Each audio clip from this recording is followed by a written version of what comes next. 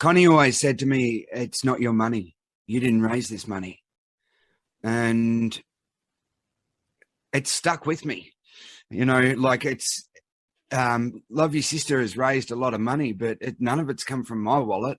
And sure, I've attended things and I've peddled ways and, like I've done my best to promote the cause. But really, when it comes down to the hard one, I'm not the guy that raised that money. I'm the guy that definitely kind of tried to help raise that money, but that money doesn't come from me. It comes from the likes of Miriam. How are you, Miriam?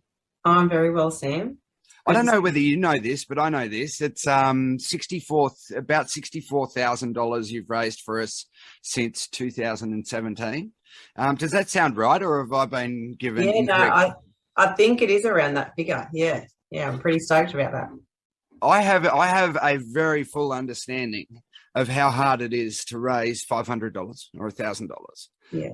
Or even, some of our miracle workers have raised 5,000, 6,000, 8,000. They've worked hard for that too. And I suppose after 10 years in the game, I have a fairly full respect for how much it takes to raise 5,000. You're at 64,000. How have you done that? Look, since my own diagnosis with cancer, I think it was actually in the first, say, 3 months I was undergoing chemo, and I decided that I wanted to fundraise. I was sick of lying on the bed, just thinking about cancer. And so I decided to do a little fundraiser, and that really got me motivated in the spirit of fundraising. And because I'd kept my story very secret, and no one actually knew I was fighting cancer at the time, that I just become really passionate about it. So, I just wanted to do it every year. And, I think fundraising for me became a way of my coping mechanism with the cancer. I don't know if this actually makes sense to people. Relate to that. But it was my coping mechanism to know that I was giving back, because, to be sitting in that chair, receiving the medication, knowing what it was doing to help me, I needed to make sure I was helping other people as well. So research was my only answer for other people to, survive cancer, hopefully. Did you know that you're only the sixth person, and that's being generous, you're only the sixth person in our history that's going to raise $100,000? Oh, my God. You're part of a rare club for us. Wow.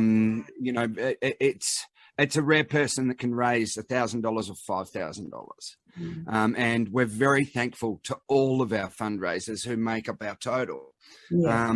But there's very few people that are persistent and dogged and determined enough for that amount to steadily raise. And I don't know of any shortcuts that can be taken. There is no quick way to do it. Like I had a lot of meetings with a lot of people, and I never wrote any magic checks. Like there were, we've raised, we're heading towards 15 million thanks to people like you, and we're heading towards that because of people like you, not because of people with magic checkbooks. Are you known? Are you known for being so persistent with your fundraising up in your part of the world, which is New South? Yeah. Look, I have become known for it. They know, like all my followers and friends, they know, September hits and I'm like, love your sister, bang. I mean, I share things constantly throughout the year, what you post on your socials and stuff like that. But when it comes to September, everyone knows. I'm already saying, save your coin. I'm coming at you. I'll be selling raffle tickets. I'll be doing what we're doing. I'll be putting the call out to do, such things as the Swimathon and stuff like that, getting people involved, within the community. So then, there is talk about Love Your Sister, and we're getting the word out there. I was having a discussion just recently about this. Have I been up twice or once? Twice. Yeah, I thought so. Yeah, I'm right. So I've visited your pool twice and attended your Swimathon. And the reason why I'm kind of talking to you right now is because I really want to get behind your campaign this year. Not because of your fundraising efforts at all, but because I know something, and that's that it's been roughly 10 years since you were diagnosed. Is that a milestone we're allowed to celebrate, or? Yeah, look, it is. And pre-COVID, I was planning on having a big celebration this year. I don't know if we'll still go ahead with it, but it is a huge milestone for me because when I was given the all clear from my cancer, I had a 45% chance that the cancer would return within the first 5 years. So for me to get to that milestone of 5 years was huge for me. I had to continually go back for more checkups and whatnot for another 2 years after that. So it was the 7 years that I was like, could not wait to get to. But for me to reach now 10 years and coming up to that, I'm just like, my mind's blown. I'm so appreciative and grateful. And, just to be able to have this, 10 years with my family, it's remarkable. So yeah, I'll be celebrating. You've got no idea how much I need to hear that good news, because cancer can be a bit depressing. like sometimes people lose bad, and like part of the job is that we deal with a lot of families that are in pain, and I'm so energized by the way you've responded to your diagnosis. But I'm also so filled with positivity when it comes to this good news story. I don't know how better to celebrate your 10-year anniversary from diagnosis and your whopping fundraising total.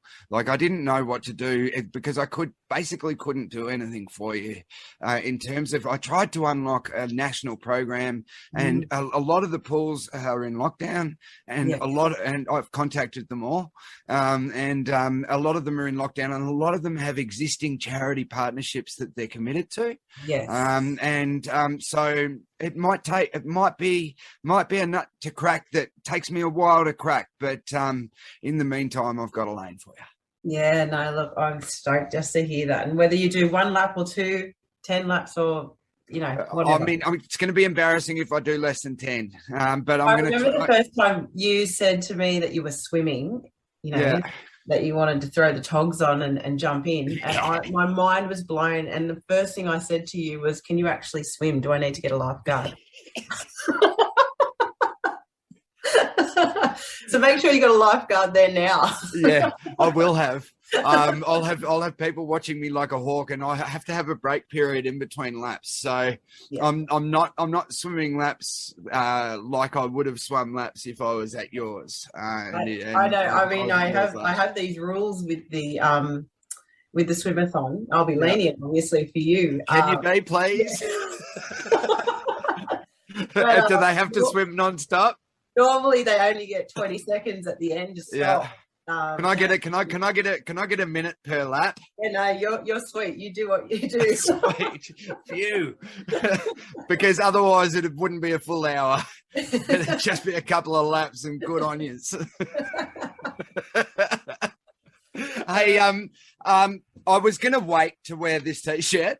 I was going to wait until I did a training video and showed that I was for real about this, but I wore it because I got overexcited today, and it says rattle your tin. Now it's not best in my words. What's rattle your tin? Look, we're matching. Oh, well done. We're wearing the same clothes. Matchy. I wondered because it was creeping up before, and I wondered. Yeah. So if people want to help you and your swimming and your fundraising and celebrate your anniversary, your 10-year anniversary since diagnosis, they might only have a couple of bucks, but how do they do that? Is that part of your campaign? Yeah, so this is part of the campaign, and this came about because we didn't know if we would be able to do the Swimathon. So I had to think outside the box, and that was one thing that came to mind, and I was like, boom, that's it.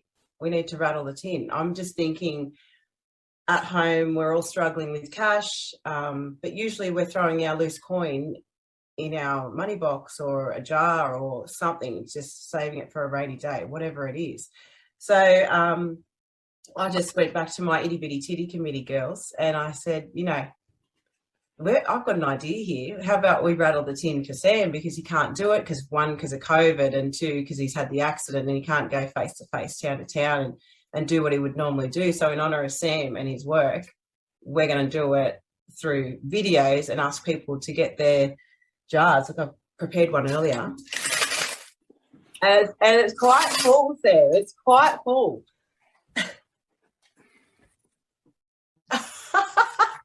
There you go. It's mostly silver. I think there's no gold in there whatsoever, but it adds up to a few golds. See, exactly. People are coming at me. Oh, nice. In the street. Like, oh, wow. That's great. Like, Miriam, have you got your tin? I'm like, shit, no. And then I was like, I have to drive around with this tin in case people literally have bags of coin to throw at me. So if people want to dig into their coin jar at home and they want to spare $1 or 50 cents or 20 cents, like, how do they do it? So, all right. So we're asking for people to respond with a video, because we want you to be able to see their videos over socials. So they can tag, obviously, Love Your Sister in it, and you know, or Samuel Jones, whatever, or myself, because hopefully you too. I've got my socials out there, so it's open, so people can tag me if they want to.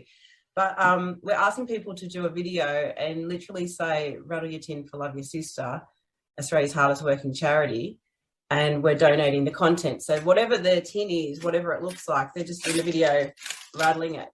And then posting it to their socials and donating that content to our Fundy link. Now, if you want to find Miriam, because I'm coattailing her, I encourage you to find her on social media, and there you'll find all of the links. Do you want to give any direction to people who are interested? So there is we've created a Fundy page just for this fundraiser. So it's LYS Central Coast Fundies. And do you have a target this year? This year, we're hoping to raise $10,000. Oh, so I've committed to raising 5 then. Okay. Yes, it's a huge ask. Oh. I mean, we've got raffles and all these things going on. You're going to have to work for that. I know. I know. Until next time, and there will be one. If you'd like to support Miriam's page, or if you'd like to support my poultry fundraising efforts, then the supers will be probably there, or yes. I wish I could point at your screen. Yeah, there we go. Something like that. Thanks, Hawley. And so everybody knows this is what our village looks like. And that's Village of Miriam. And thanks for chatting to me, Miriam. And fingers crossed. And congratulations on reaching your 10 years anniversary. Thank you. It's beautiful. I'll see you soon. Especially to hear it from you. Yeah, right? Lots of love. Oh, thank you. Lots of love. Thank you.